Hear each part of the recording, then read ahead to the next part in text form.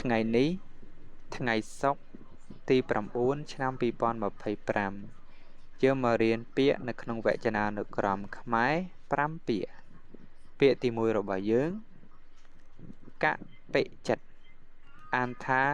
កពិចិត្តនាមចិត្តសាវាចិត្តមិនទៀងកពិនឹងនៅក្នុងភាសាបាលីថាស្វាអញ្ចឹង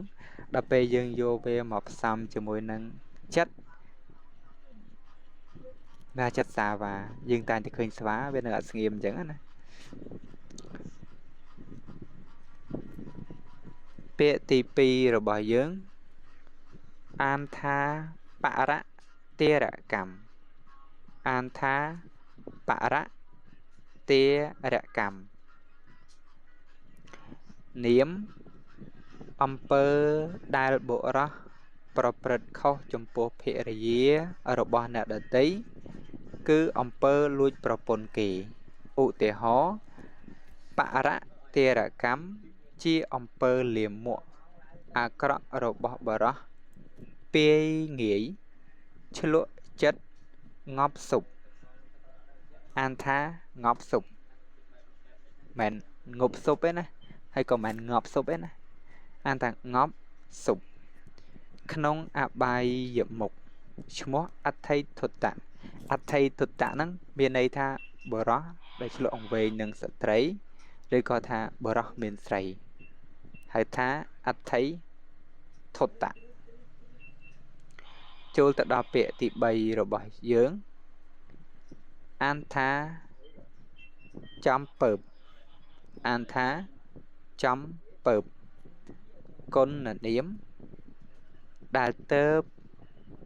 តែនឹងមានដែលទៅនឹងពើពះដែលប្លែកឧទាហរណ៍របស់ចំពើប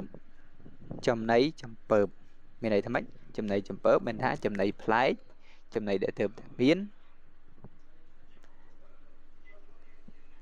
ពាក្យទី4របស់យើងអានថាគំនិតងាស់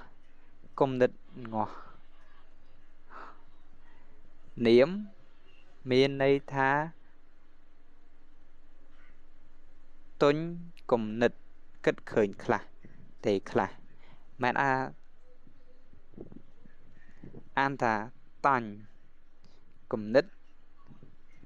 គិតឃើញខ្លះមិនខ្ញុំច្រឡំអានទុញស្អូឯហើយអត់មានស្អូទេអានថាតាញ់គំនិតគិតឃើញខ្លះទេខ្លះពាក្យទី5របស់យើងអានថាងងីសងងោសអានថាងងីសងងោសគុណកិរិយាឬគុណនាមដែលសម្ដែងអាការៈរឹងរូសឲ្យសំឡេងងងីសងងោសមិនចង់ធ្វើតាមបង្គាប់ឧទាហរណ៍កូនខ្ញុំនេះពិបាកប្រើណាស់វាចេះតែងងីសងងោសមករកខ្ញុំវិញ